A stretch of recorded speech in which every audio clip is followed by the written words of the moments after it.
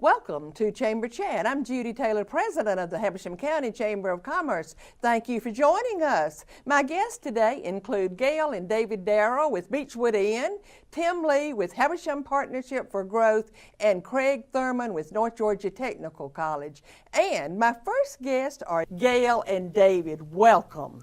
We're glad to be here. Thank you you for having us. I am delighted to have you as guests today because Beechwood Inn is no doubt, absolutely, one of the most premier inns in Northeast Georgia. And I am just happy to have you all here to share this with the audience and let them hear about it. But you all have you have owned and operated Beechwood Inn for 18 years, and you had quite a career before then. So what influenced you to change from the careers you had to innkeeping and being a chef? Well, we both always had an interest in food, and as an anthropologist, my specialty was ethnobotany and foodways. And Dave he grew up in a restaurant. We've always had gardens, and so it just came together, the cooking, the growing, and of course the eating. And the wine too, because both Gail and I have always been amateur winemakers. We're now professional winemakers. We do lots of different things. So it all really did to come together with our interest between food, wine, travel, hospitality. It all came together at Beechwood Inn. I can't wait for the audience to hear about some of these things. It just blew my mind when I really did some research with you all. And Gail, you just said that you have a degree or you have experience in anthropology and ethnobotany. Yes. How does that help you in being an innkeeper and a chef? Well, it has helped us in terms of some of our programs at the inn. In the spring and the fall, we do a wild foods walk. And we kind of teach people about plants that they may see in the parking lot in Atlanta and they don't know that they're edible. So we have a foraging aspect of it, and then we put the dinner together and they get to experience that. Also, Dave and I are very interested in sustainable agriculture and good food, locally grown. So having that background really has put us in contact with a lot of interesting people and the ability to make it from the dirt to the table, actually. Right. I think having her with a background in the botany aspect of it, there's nothing better than being a chef that I can put something on your plate that you're not going to get anywhere else on the face of the earth but from here, because Gail's gone out in the woods and found it. So we look for things that can go on your plate that aren't dangerous, but that are really interesting and going to change the unique aspect of dinners that we serve. There's one thing about it. Going to Beechwood Inn is a dining experience, and you should not go and be in a hurry about eating, I don't think. That's true. It is an experience, but let's move on. I want to tell you something. You two are the only two people I have ever known who have been knighted. And I understand that both of you were knighted in France in about 1989. Mm-hmm. Tell the audience about that.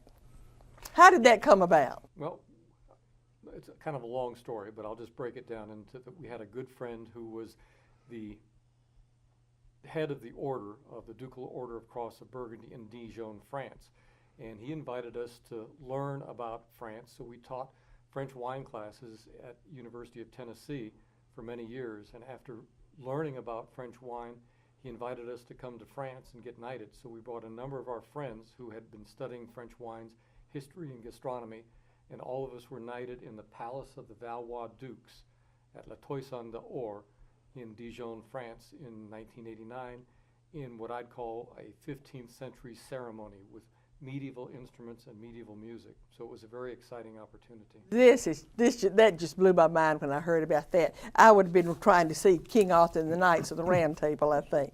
Now, both of you have been selected as best chefs in America. How did that come about? Well, it is a peer review. A peer review is probably the only chef award right now that is peer review. So we were called up one day by the organization and said that you all have been nominated and recommended to be a part of this group because of the gastronomy that you do at the inn. That is so interesting. Now, you have been members of the American Wine Association for at least 40 years. Yes, we have. Now, how does that fit in with what you do? Because just tell our audience about it. I know that when people go there, that you help them pair the wine with the meal. It's a big part of it. Well, we've always been interested in wine too. Again, another facet of agriculture. And all of these things have a history and they're culturally related, so traveling is really interesting because you get to have different experiences in different countries with wines and food. So we kind of got involved with it from that level, and Dave is the executive chef, but he is responsible for the menus, and he likes to go out and tell people about what they're having, about the wine, and why they either contrast or are a great asset to the food. So it's always interesting. People have lots of questions about tasting the wines and about the kinds of wines that they like, and it's an educational experience in a really relaxed and leisurely atmosphere. It adds to the experience that you have at Beechwood Inn. And there's no test at the end. Oh, everybody would like that. Now, also, you're both writers and bloggers about food, health, nutrition. How'd you get into that? I've always been a writer. I was a lawyer, of course, so I wrote many, many articles and journals and things like that. And being part of an inn and part of food, one of the important things in having a website is having good search engine optimization and lots of things for people to find. So that's what we do, and food and wine are our interests. And there's just so many things of interviewing farmers and discovering new products and how grits were discovered. You know, the grits were something that was really a thing that was food value, but the Native Americans were the ones that really discovered that. So telling the stories about all these different foods and how they relate to what we eat today is, I think, very important. It is. But our time is almost up, but we do not want to leave without letting our audience know some of the accolades, awards, and recognitions you all have gotten. It's just a laundry list of awards. Let's start out with Southern Living Magazine, naming you as one of the best Top ends of the South. Top ends of the South. And Georgia Magazine. Georgia Magazine named us the best in their readers polled and named us the best inn in Georgia. The best inn in Georgia. That is quite an award right there. What about Wine Enthusiast Magazine? And Wine Enthusiast named us one of the top locations, I think 5 top locations in the United States for your wine-oriented journey. And then there was a travel writer, Becky Lamb, who compared your inn with Napa Valley. Yeah, she said the only place you can go in Georgia that's similar to a Napa Valley bed and breakfast is Beechwood Inn in North Georgia. This is amazing. I wish we had more time. We could talk about Beechwood Inn forever. All we did was scratch the surface. Thank you both so much for being on Chamber Chat. And thank you both for being a member of the Habersham County Chamber of Commerce when your inn and restaurant is actually in Clayton, Rabun County. But thank you. We're going to take a short commercial break and be right back. Please stay with us.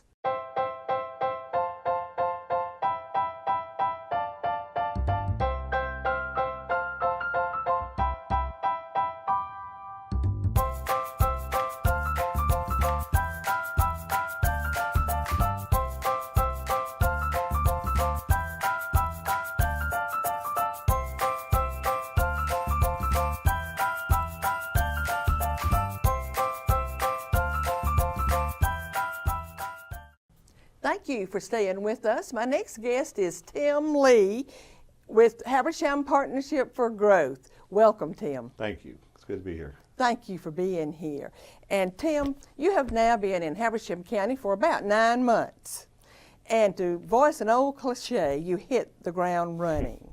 But tell our audience a little bit about your background and your past experiences, where you came from. Absolutely. Most recently, I was in Cobb County. I was the chairman of the Cobb County Board of Commissioners for the last 6 years. My term ended at the end of the calendar 2016. Prior to that, I was a district commissioner in Cobb. So I've been an elected official in Cobb County for 14, just about 12, 14 years. So you're a very public figure. In the metropolitan Cobb area, more so than you would think.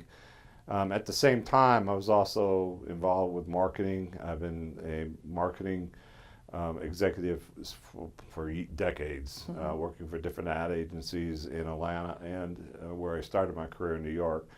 And in the middle of that, I also was a president of a carpet division for 5 years up in Rome, Georgia, mixed in there. So I got a little bit of a marketing and advertising background, a little bit of business background, a little bit of if you would, elected official political arena background.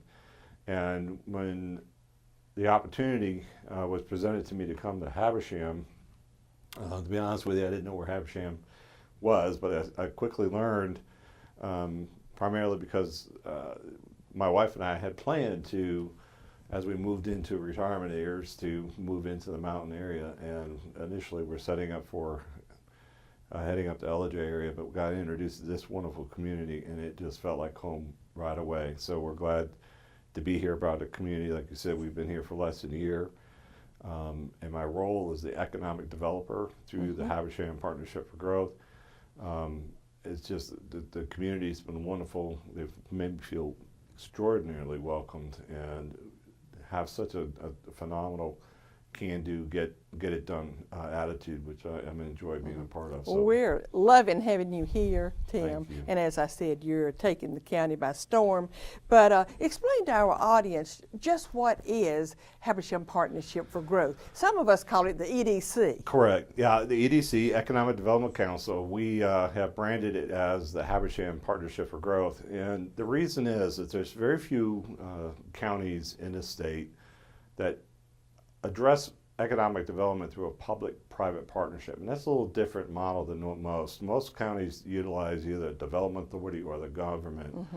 But Habersham, wisely so, and I believe, felt it was best served with an individual like myself with a wide variety of background between government, business, and could take that as a private-public partnership. So I'm able to take all my responsibilities and all my experience and pull it together. So the Partnership for Growth, the Habersham Partnership for Growth, is I'm the economic developer for Habersham and responsible for anything associated with economic development, however you define it. Yes. And that's defined differently by different segments in the community.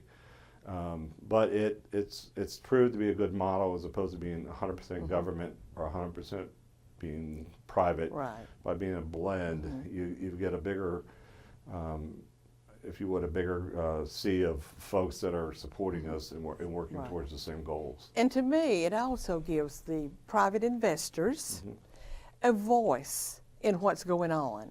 And they love having a voice in what's going on. And I know you listen to them too, because I see you at the meetings and you listen to what they think.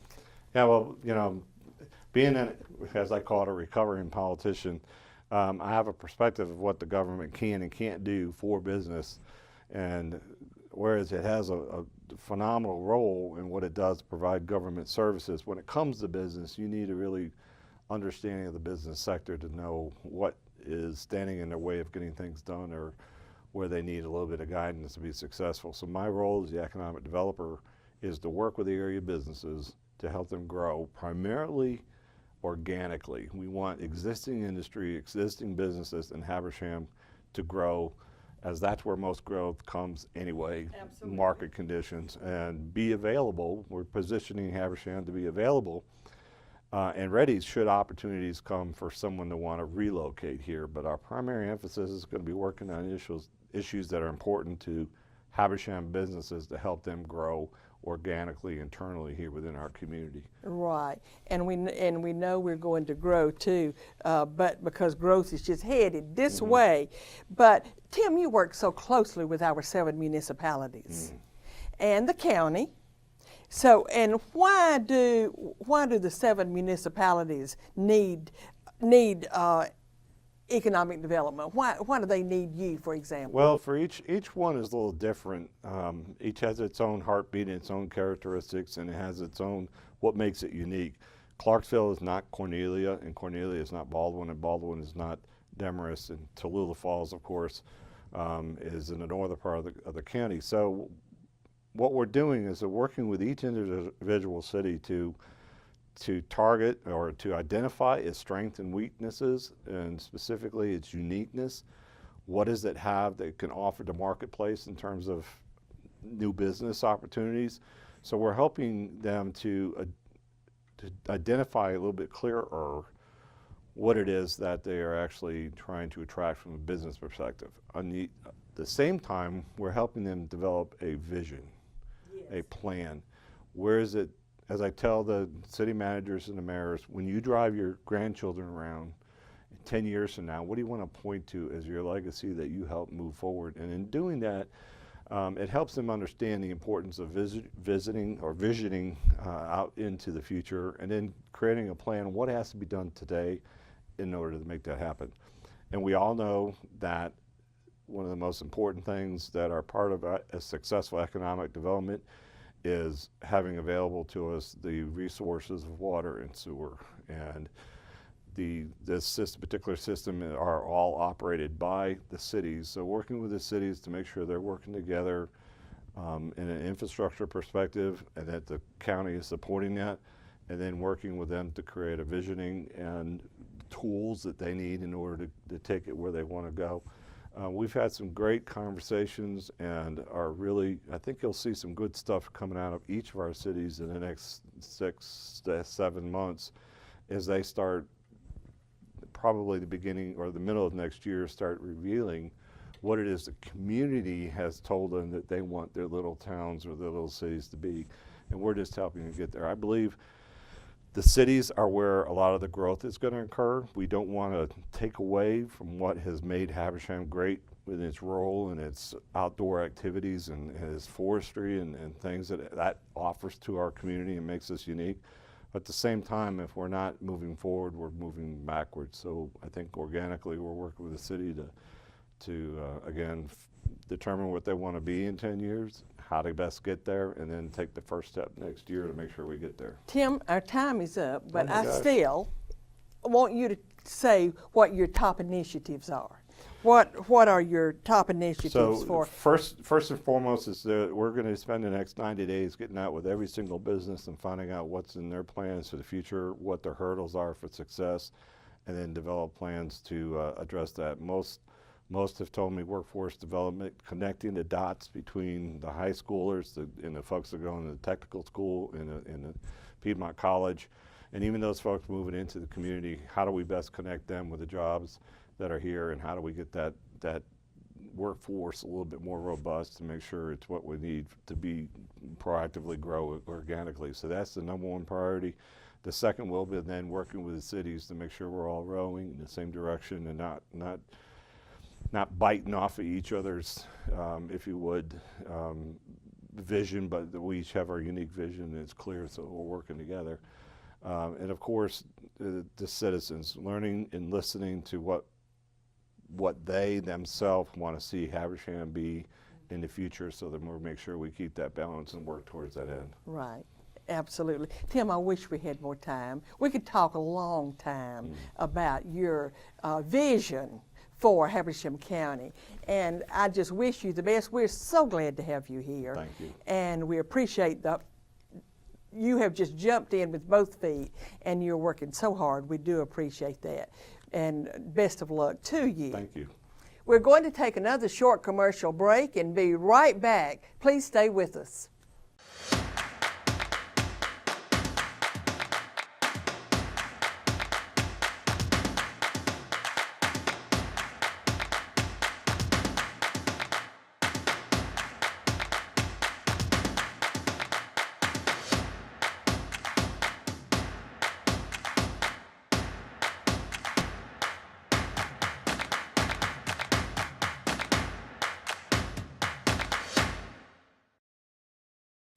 Thank you for staying with us. My last guest today is Craig Thurman with North Georgia Technical College.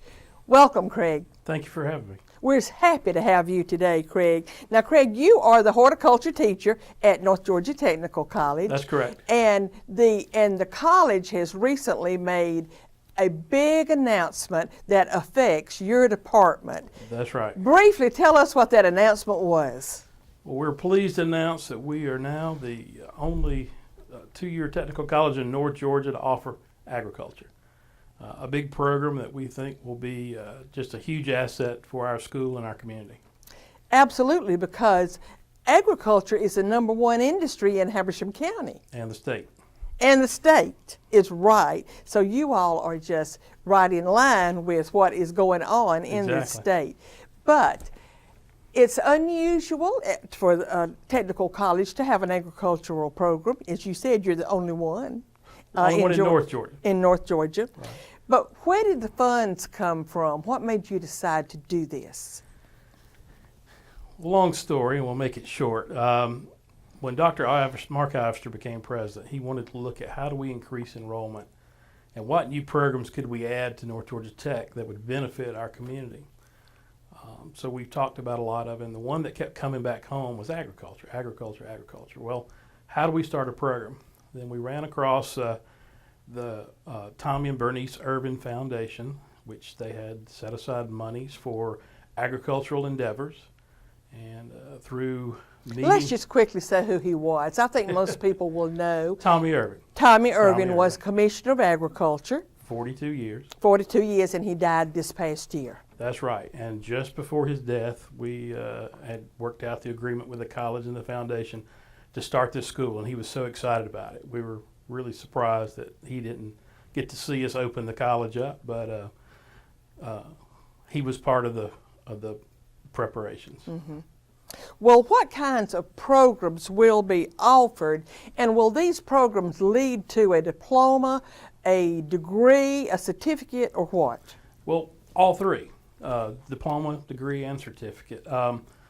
The first prong will be our agribusiness program, which will deal with what I think most farmers around here are missing, which is the business side of the things. Mm-hmm. My background is in architecture and planning and running a business. So one of the things we integrate into our program right now is business and how to be smart businessmen. So the agribusiness is one. The second aspect will be general agriculture, and that's going to cover what we think most small farmers in North Georgia are. A little bit of livestock, a little poultry, a little crop, a little horticulture, maybe viticulture, and trying to look at natural resources conservation. We believe that's going to be the biggest program in our ag program. And then our third one will be through my program, the horticulture program, and it'll be an urban sustainable food production certificate. We'll be reorganizing the horticulture classes, and once they graduate with a horticulture degree, they'll get a TCC certificate in urban sustainable food production. The two ag programs, agribusiness and general ag, will both have a diploma and a degree. Well, will we start to see some new construction up on the North Georgia Tech campus? What will we start to see for you to implement this program? Well, with the wonderful donation from the Irvin family, our first phase is going to be enhancing what we already have. We have an environmental technology program and a horticulture program that will sort of be the catalyst that gets the agriculture program started. We're going to be building a brand new state-of-the-art aquaponics hydroponics facility lab. It will truly be state-of-the-art, which we will be doing research and propagation of fish, and then taking the fish and using the wastewater to grow plants. That's really the first thing we're going to be building, and it's going to truly set us apart from other schools. That is for sure. They've had a little bit of that going for a long time. Kevin Payton has been working that through his environmental technology program for a while, but it's been a small operation, and now we've got funds and opportunity to integrate that into the agriculture program and the curriculum. So we're really looking forward to this new facility. I'm excited about it. I am, and I know that the Irvin family is excited about it too. And why is it important to keep teaching, to continue teaching agriculture and sustainability?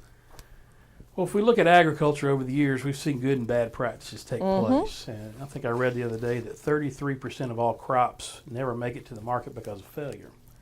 So our goal at the college is to teach the new technologies of agriculture. We're not trying to say the old way is wrong. We're just trying to figure out a way to add a few percentage points to make it better. So looking at drones, looking at computerized tractors, looking at just a lot of the new technologies that monitor soil moisture and soil content, nutrients, all kind of things that we can do with technology to increase the crop yields.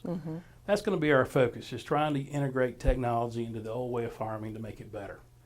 So by doing that, we can encourage people to stay here locally, farm their family farms, which 99% of all farms in America are family owned and have been for years. So we just believe that keeping people in the community and giving them a true technologically based agricultural experience will enhance their opportunities for making money. There is no doubt about that. And technology drives everything, and it's maybe hard to even think about or conceive that technology will be driving agriculture. But there's no doubt that it will. Some of these tractors and big equipment now, you have to know a lot of technology just to drive them, There's some operate that them. no one drives the tractor anymore. It's all handled by a computer. That is just amazing. Well, tell us about the kinds of jobs that your students will be qualified for. Well, it depends on the market they choose to go into. They could stay here locally and continue to farm their family farm, or open their own vineyard or their own community service food production area. They can go to work for large commercial applicators. I've just got a call from one of the largest farmers in the area once he found out about this program, and he's ready to hire several skilled employees. So there will be a lot of opportunities. It just depends on what the student wants to do and where they want to go. Are you working with some of our local industries that are involved in agriculture? Just for example, Fieldale. We are. We've been in conversation with them. They're very much on board, and we've just got a lot of people interested. I mean, I think Mark Ivester said the other day he's never seen such a frenzy over any one thing at the college. My phone rings off the hook every day with people wanting to enroll, high schools wanting me to come to speak to their ag programs about the opportunities in North Georgia Tech. So we truly believe in 3 to 4 years, once we get this thing up and going, we'll be probably the largest program at the campus here at Clarksville. I really believe that too. And I'm just so happy that all this is happening at North Georgia Tech.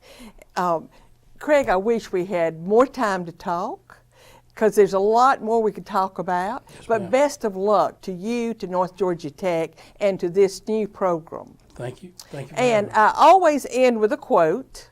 And my quote today is inspired by this new program at North Georgia Tech. And it is an excerpt from a letter written by Thomas Jefferson to George Washington in the 1700s. And this is what it says: agriculture is our wisest pursuit because in the end it will contribute most to real wealth, good morals, and happiness. Well said. Thank you all for joining us today, and I'll see you next time.